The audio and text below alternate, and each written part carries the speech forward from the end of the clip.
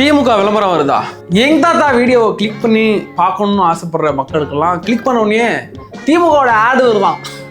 இந்த திராவிட மாடல் அது வந்து எப்படின்னா விளம்பர மாடலாக மாறி பலகாலம் ஆகுது இல்லை. அதனால எங்கள் வீடியோ பார்க்க நீங்கள் ஆசைப்பட்டு வரும்போது திமுக விளம்பரம் வரத்தான் செய்யும். அவங்க தான் பண்ணிட்டு இருக்காங்க.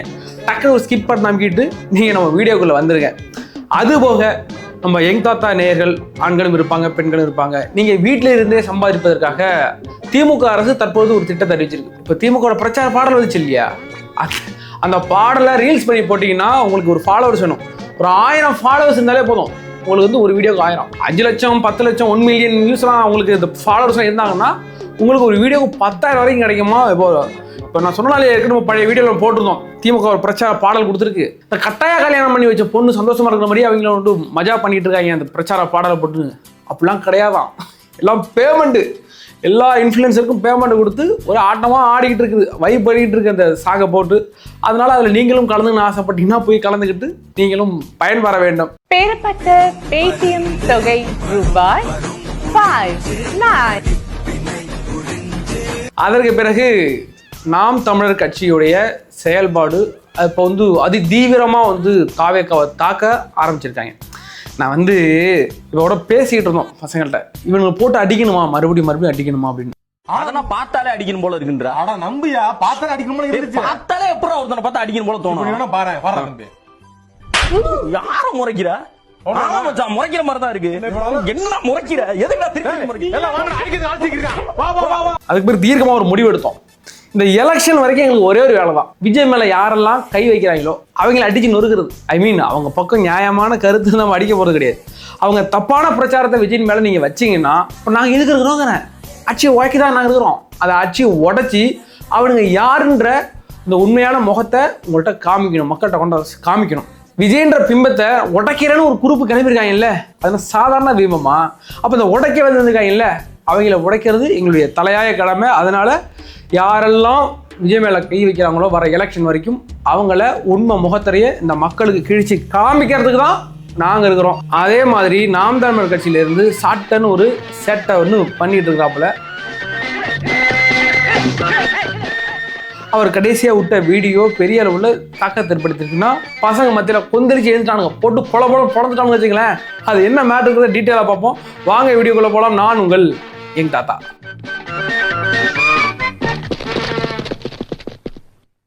இந்த வீடியோவை பார்க்குறதுக்கு முன்னாடி எங்களுடைய சேனலை சப்ஸ்கிரைப் பண்ணி வச்சுருங்க.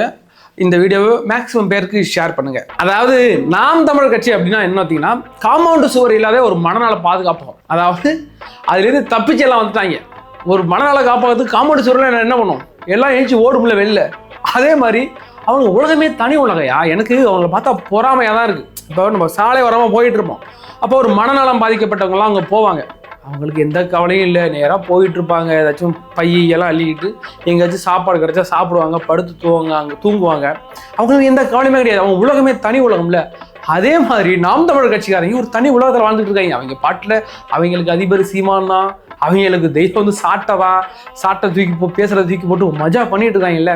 அது மாதிரிலாம் நம்ம வாழ்ந்து பார்க்கணும்னே எனக்கு ரொம்ப ஆசையாக இருக்குது. அவங்க எப்படிதான் அந்த உலகத்தில் வாழ்றாங்க அப்படிங்கிறது பார்க்க எனக்கு ரொம்ப ஆசையாக இருக்குது. ரீசெண்ட் டேஸில் சாட்டை இது ஒரு வீடியோ போட்டிருந்தார். சாட்டை இனிமேல் வீடியோ போடக்கூடாது, சாட்டை சேனலில் பேசக்கூடாது, என் காலில் வந்து விழுங்கடா, சாட்டை சேனலில் பேசாதீங்கன்னு என் காலில் வந்து விழுங்களேன். அதாவது சாட்டை எங்கேயுமே பேசக்கூடாதுங்க, சாட்டை நீங்கள் பேசாதீங்கிறீங்க. நீங்கள் வந்து பேசினாலே விஜய் அடிக்கிறீங்க. அப்படியா? அப்புறம் வாடா எல்லாம் என் காலில் வந்து விடா, தாவேக்காரெல்லாம் என் காலில் வந்து விடு, நான் இன்னும் விஜய் அடிக்க மாட்டேன் அப்படின்னு பேசியிருந்தார். அது வந்து அவர் என்ன மனநிலையில் பேசினார் அப்படிங்கிறது நமக்கு தெரியும். ஏதாவது பசங்க பயங்கரமாக குதிச்சு எழுந்து விட்டு கிண்டி விட்டாங்க. அடுத்த நாள் தலைவன் லைவ்ல வந்து டாப்ல என்ன எவ்வளோலாம் திட்டுறானுங்க, என் மானம் போச்சு, மரியாதை போச்சு, நான் கொண்ட கேஸ் கொடுக்க போறேன் அப்படின்னு ஒரு அழுது வீடியோ போட்டாப்ல. அப்பதான் அதுக்கு கீழே விஜய் இவளுக்கு தூக்கம் வராது போல பையன் மஞ்சள்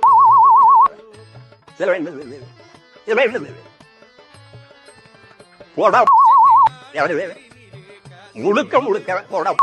நீ என்ன ஆளு வீடியோ பார்க்க மாட்டோம், நீ திறந்து போட்டு அப்ப என்ன வந்து பசங்களுக்கு ரொம்ப காண்டாயிட்டானுங்க.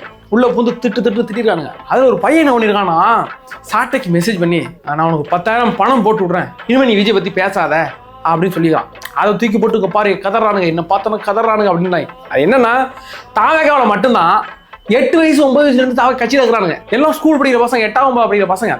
விஜய் திட்டணும்னு தாங்க முடியல அவனால. அதனால என்ன பண்ணிருக்காங்கன்னா, ஒரு பையன் போயிட்டு 10,000 பணம் தான் அவனுக்கு தரேன், நீ விஜய் பத்தி பேசாதான் இருக்கான். அந்த 8ஆவது படிக்கிற பையன் கூட தெரிஞ்சிருக்கு சாட்டைக்கு பணம் கொடுத்தா அமைதியாயிடுவாப்ல, நீ பணத்துக்கு தான் வேலை பார்க்கறன்னு தெரிஞ்சிருக்கு.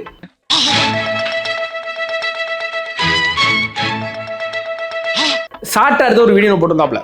அதுல என்னன்னா வந்து, இந்த தளபதிங்கிற பிராண்டை நான் உடைக்கிறேன், அதுலான நான் ஸ்பெஷலிஸ்ட் அப்படிங்கிறாப்ல.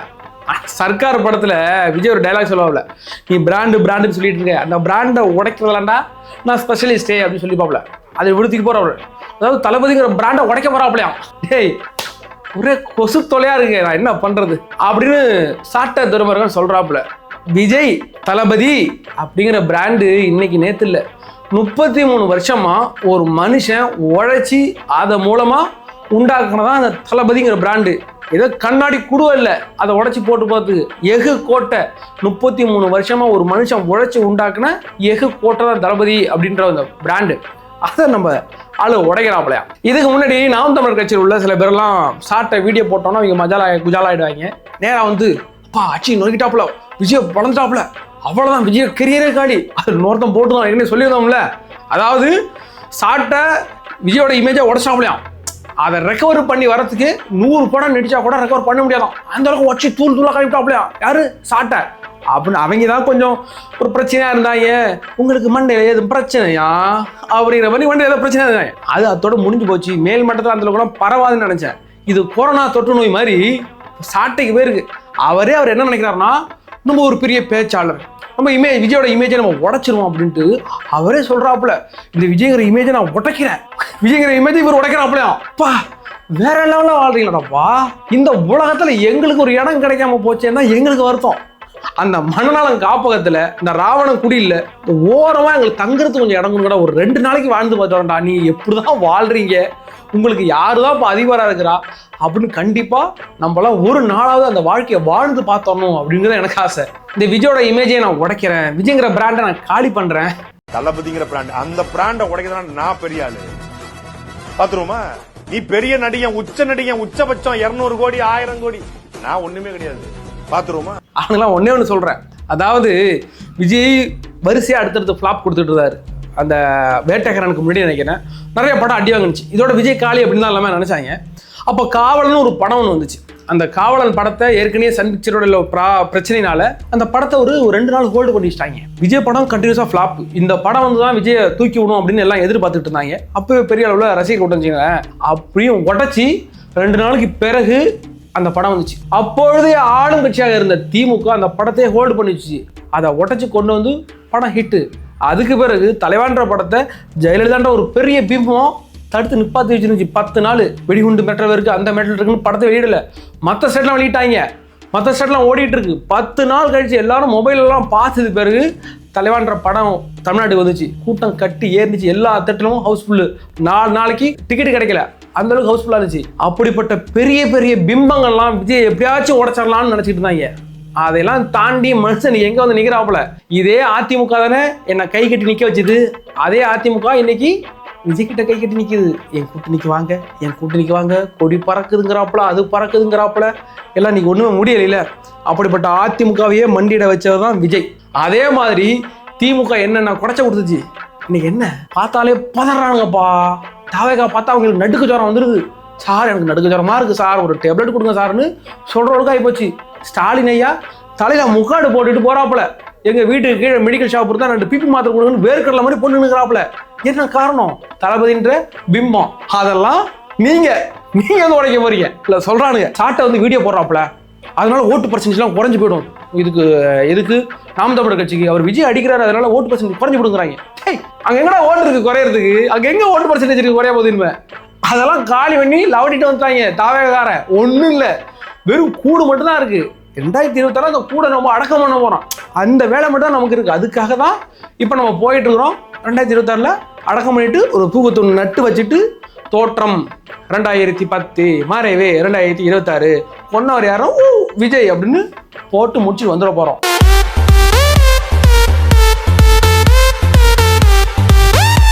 இந்த நாம் தமிழர் கட்சிக்காரங்கலாம் இதெல்லாம் கேட்டால் அவங்களுக்கு சந்தோஷமா இருக்கு. சாட்டை பேசுறது, சீமான் பேசுறது, இந்த பிராண்டை உடச்சாச்சுன்னு கேட்கும்போது அவங்க சந்தோஷமா இருக்காங்களே.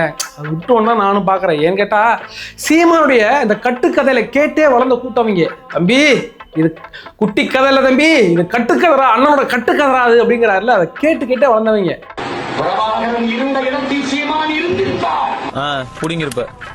போர் புரிஞ்சிட்டு வந்து அன்னைங்க படுத்து தூங்குவாராம். எல்லாம் உடச்சு நம்புவானா? கேப்டன் பிரபாகரன், தலைவர் பிரபாகரன் போர் புரிஞ்சிட்டு மனைவி மக்கள்லாம் அங்கே விட்டுட்டு தனியாக ஒரு காட்டில் கிடப்பாப்புல. அப்படியே ஒரு கஷ்டமா இருந்தா படுத்து தூங்க போறாப்புல தலைவலி வச்சு. என்ன பண்ணுவாருன்னா ஒரு காலை நேரங்கள் அல்லது இதுல வந்து அவரு நெஞ்சில படுத்தே தூங்குவாரு. என் நெஞ்சில படுத்து தூங்கினாராப்புல. யாரு? சீமான். பா அதுக்கு வேறு இந்த கறி பூசை இட்லிக்குள்ள கறி கொடுத்தா இப்பா வேற லெவல்ல சொல்லுவாப்புல. இல்லை அதெல்லாம் கேட்டு வளர்ந்தாங்க. இல்லை இதெல்லாம் போக கேஜிஎஃப் படத்துல டயலாக் வரும். அதுக்கு பேரு அண்ணன் நம்ம பேசுற டயலாகா இருக்குன்னு கேட்டாப்புலையாம். கொசுத்தெல்லாம் ஓய மாட்டேங்குதுப்பா. சி அப்புறம் சொல்றாப்புல அந்த கேஜிஎஃப் டயலாக் எதுனாப்புல இல்லை அது சீமானோட தம்பியாமா. இது எங்கடா வந்து கேட்டா நீங்க சொன்னதை மேடையில் சொன்னதை அப்படி எழுதி கொடுத்தானே படத்துல வச்சு நான் சூப்பர் ஆயிட்டேன் அப்படின்னாப்புலையாம். ஒரு தடவை எங்க அண்ணன் உனக்கு தெரியாது எனக்கு சாப்பாடு எடுத்துட்டு வந்தாரு. நான் தினம் எங்க அண்ணன் சாப்பாடு எடுத்து எங்க அண்ணி சாப்பாடு கொடுத்து வந்திருக்காருன்னு சொல்லிட்டு டக்குன்னு காசு எடுத்து ஒரு 10,000 இந்த வச்சுக்க அண்ணிட்ட கொடுன்ட்டேன். பதறி துடிச்சு என்ன காரியம் பண்ணிட்ட? வைப்பாங்கிட்டு வை என்ன காசை கொடுத்துட்டு இருக்க நீ? என்ற காசால இந்த வருப்பா அப்படின்னு வேட்டி எடுத்துட்டு டவுசர் கோடு போட்ட டவுசர் இதுல இருந்து கட்டுக்கட்டா எடுத்து போடுறாப்புல, இதுல இருந்து கட்டுக்கட்டா எடுத்து போடுறாப்புல. எல்லாம் என் பிள்ளைய போட்ட சாணி காசு பண்ணிட்டாப்புல. இப்படி சாணி காசுப்பா. நான் கேட்டேன்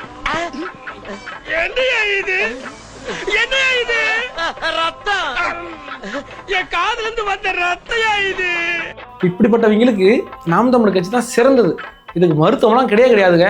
எந்த இது வந்து சித்த மருத்துவத்திலையும் சரி இங்கிலீஷ் மருத்துவத்திலையும் சரி இவங்கெல்லாம் வைத்தியமே கிடையாதான். கருணாநிதிக்கு 20 வருஷம் கொடுத்தா, ஜெயலலிதாக்கு 20 வருஷம் கொடுத்தா, கருணாநிதி மகன் ஐயா ஸ்டாலினுக்கு 5 வருஷம் கொடுத்துட்டா, எடப்பாடிக்கு 4 வருஷம் கொடுத்துட்டா, ஒரே ஒரு முறை 5 ஆண்டு வாய்ப்பு கொடுத்து பாரு. பூமியின் சொர்க்கம் அதை மாத்திரனால அழுகாரா? எனக்கு அழுகாரா?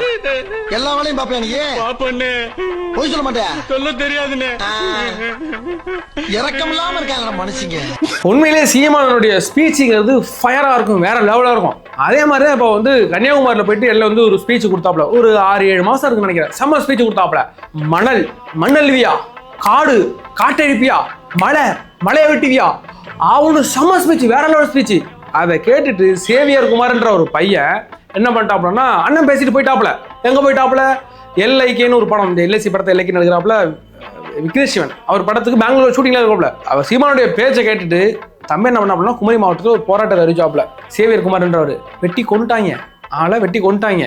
பார்த்தீங்களா இந்த கொசு தொல்லை இதை எங்கேயாச்சும் நானும் எவ்வளோ நேரம் வெட்டிட்டு இருக்கிறேன் போக மாட்டேங்குது. அந்த பையன் வந்து போராட்டத்தை அறிவிச்சாங்க, வெட்டி கொண்டுட்டாங்க. வெட்டி கொண்டு போராட்டம் நடந்துட்டு இருக்கு. நாம் தமிழர் கட்சியில் தமிழெல்லாம் போராடிக்கிட்டு இருக்காங்க. அண்ணன் வராப்புல 7 நாள் கழிச்சு வராப்புல. மாமியை செத்து 10ஆம் நாள் போனாலும் வெங்காய உள்ளைக்கு மாரடிச்சு எழுதுறதுன்னு ஒரு டயலாக்னு சொல்லுவாங்க எங்கள் ஊரில். அதே மாதிரி 7ஆம் நாள் வராப்புல, சாவுக்கு எல்லாம் முடிஞ்சது பிறகு. அதே மாதிரி அண்ணன் நல்லா பேசுவாப்புல, சூப்பராக பேசுவாப்புல. ஆனால் என்ன பண்ணுவாப்புலன்னா இந்த மலையை குடையிறாங்க இல்லை கிரானைட்டு, அவங்க என்ன காசு வாங்கிட்டாப்புல. மணல் உலகரன்ட்ட காசு வாங்கிட்டாங்க. இவங்க கட்சி நிதிங்கிற பேரில் காசு வாங்கிட்டாங்க. காட்டடிக்கிறவங்கள்ட்ட காசு வாங்கிடுவாங்க. வாங்கிட்டு இவங்க நேரம் படம் நடிக்க விடுவாங்க எங்க பெங்களூருக்கு. அதை கேட்டு உணர்ச்சி வசமான அந்த தம்பிகள் போராட்டத்தில் இறங்கி இப்படி அனாமத்தை செத்து போனாங்க. இதே மாதிரி தான் மன்னார்குடியில் இந்த காவேரி பிரச்சனை நடந்துகிட்டு இருக்கும்போது விக்னேஷ் அப்படின்ற ஒரு பையன் தீக்குளிச்சு இறந்து போயிட்டான். அண்ணன் வந்து பயங்கரமாக பேசிட்டு போயிட்டாலும் தம்பி கொஞ்சம் உணர்ச்சி வசப்பட்ட தம்பி மண்ணை ஊற்றி கொடுத்து சேர்ந்து விட்டான். செத்தது பிறகு உலக நாடுகள்ல இருந்த பணத்தை வாங்கி அந்த குடும்பத்துக்கு உதவுறேன், தம்பிக்கு ஒரு மணிமண்டபம் கட்டுறேன் அப்படின்னு சொல்லி காசு வாங்கினாங்க. எவ்வளவு?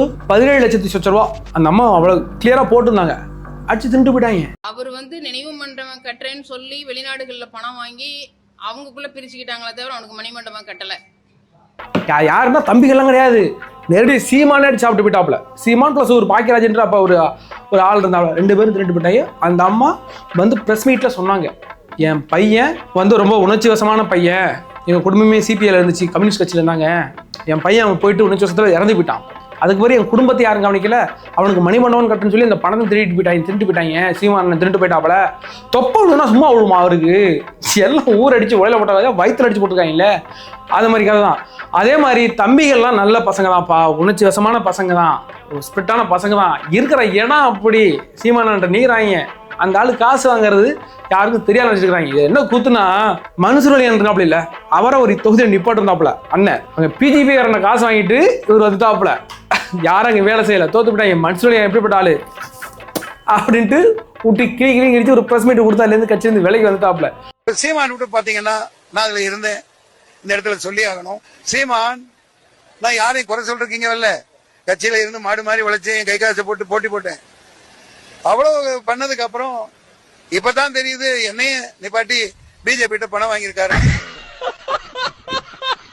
இதே மாதிரி சீமானுடைய அந்த பணத்துக்குன்னு அவர் பண்றாருல்ல தம்பிகளை வச்சு ஒரு வியாபாரம், தமிழ் தேசத்துக்கு வியாபாரம், அதை நம்பி நிறைய பேர் போயிட்டாங்க. வருவாங்க, எங்கே போயிட போறாங்க? 2024 இங்கே வந்தாண்டி ஆகணும். தவக்கீங்களாம் வந்தவன ஏற்கனவே 10 பேர் வந்தாங்க இல்லை, இன்னும் கொஞ்சம் நேரம் தான் நாங்கள் வச்சு அழுத்து வந்துடுறோம், கொஞ்சம் பொறுமையா இருக்கு. இன்னைக்கு இந்தியாலேயே சூடான பிசினஸ் தெரியுமா? கட்சி ஆரம்பிச்சு ஆனா அந்த மக்களுக்கு சேவை செய்யற புனித மாதிரி ஆச்சு எவனுக்குள்ள வேணும். நம்ம கட்சி ஆரம்பிச்சோம்னா ஏதாச்சும் ஒரு இடைத்தேர்தல் வரும்ல, அங்க நம்ம கட்சி சார்பா வேட்பாளரை நிறுத்தி நம்மளுக்கு ஒரு 7% 8% ஓட்டு இருக்குன்னு நிரூபிச்சோம்னா நாளைக்கு பொது தேர்தல் வரும்போது ஒரு ஆல் இண்டியா பார்ட்டி கிட்ட டீலிங் பேசணும்னு வச்சுக்க, ஒரு 500 கோடி கொடுப்பான். ஜெயிச்சாலும் கவலை இல்ல, தோத்தாலும் கவலை இல்லன்னு வாங்கி டிக்கி கடையில் அமைக்க வேண்டியதானே.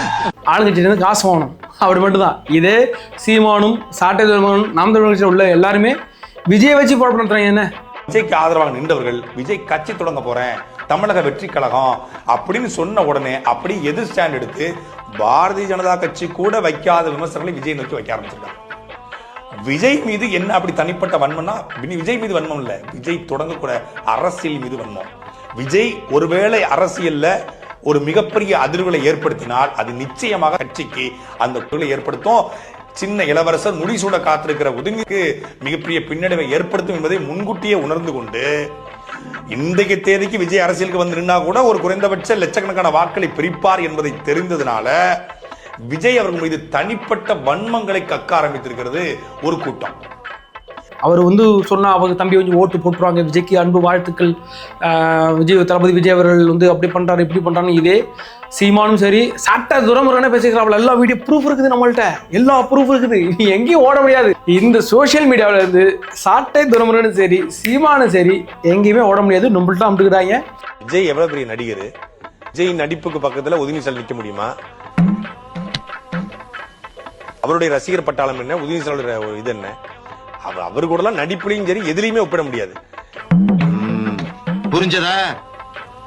இன்றைக்கு தமிழக வெற்றி கழகம், இந்த வெற்றி கழகத்துடைய அரசியல் பணியும் விஜய் அவர்கள் அரசியல் பணியும் வெல்வதற்கு ஒரு விஜயுடைய ரசிகனாக ஒரு தமிழனாக அவருக்கு என்னுடைய வாழ்த்துக்கள். கேட்டுக்க. 100 கோடி ரூபாய் 150 கோடி ரூபாய் சம்பளம் வாங்கக்கூடிய ஒரு நடிகர் தன்னுடைய வருமானத்தை தொலைத்து விட்டு ஒரு ஏதாவது தமிழ் இனத்துக்கு செய்யணும் அப்படின்னு வர்றது உண்மையிலே வரவேற்கத்தக்கது. எப்படி வராம ஏமாத்திக்கிட்டே இருக்கிற சிலருக்கு மத்தியில வர்றேன்னு சொல்லாம வந்திருக்கிற விஜய் அவர்களுக்கு என்னுடைய வாழ்த்துக்கள். தெரிஞ்சுக்கிட்டியா? அறிக்கையை ரொம்ப ரொம்ப நுட்பமா பார்க்கணும். எழுத்துக்குறளை கோட் பண்ணியிருக்காரு. அதே போல என்னுடைய முன்னோர்கள் செய்த அரசியல் பாடம் கற்றுக்கொண்டுங்கிற வார்த்தையை பதிவு செய்யறாரு. எண்ணி துணிக கருமம் அப்படிங்கிறாரு, பிறப்போக்கும் எல்லா உயிருக்குங்கிறாரு. ஒரு ஊழல் மலிந்த அரசியல் ஒரு பக்கம், சாதி மத பிளவை ஏற்படுத்தும் அரசியல் மறுபக்கம், இந்த இரண்டுக்கும் மாற்றாக ஒரு அரசியல். இன்னொன்னு மிக முக்கியமாக பார்க்க வேண்டியது என்பது தொழில் அல்ல, மக்களுக்கு செய்யும் பணி சேவை அப்படிங்கிறாரு. தமிழ்நாட்டு அரசியலையும் கூர்ந்து கவனிக்கிறார் அப்படிங்கிறத புரிந்து கொள்ள முடியுது. நீண்ட யோசனைக்கு பிறகு நான் வர்றேன்னு சொல்றாரு. அதனால ஒரு தெளிந்து வராரு. நான் குழப்பிட்டு தான் போவேன் அப்படின்னு வரல அவரு. நீ எல்லாம் ஒரு ஜோசிய, உனக்கெல்லாம் ஒரு பட்டா, மெய்ய பணம், பொய்ய பண்ண மாத்தீங்களா? இன்னும் எலெக்ஷனுக்கு ஒரு 2-3 மாசம் தான் இருக்கு. அதுக்குள்ள இதை மாதிரி ஆட்களை எல்லாம் மெயினாக நாம் தமிழ் கட்சியிலேருந்து எல்லாரையும் அடிச்சு வறுவல் போஸ்ட் பண்ணி வரியல் வறுவல் பொரியல் அவியல் எல்லாத்தையும் தனித்தனியாக உங்களுக்கு பந்தி பரிமாறுவோம். இருந்து சாப்பிட்டுட்டு தான் போகணும். அது சரியா? எல்லாம் மறக்காம சாப்பிட்டு போங்க. சரி, அடுத்த ஒரு வீடியோவில் சந்திக்கும் வரை உங்களோட விடைபெறுவது நான் உங்கள் யங் தாத்தா.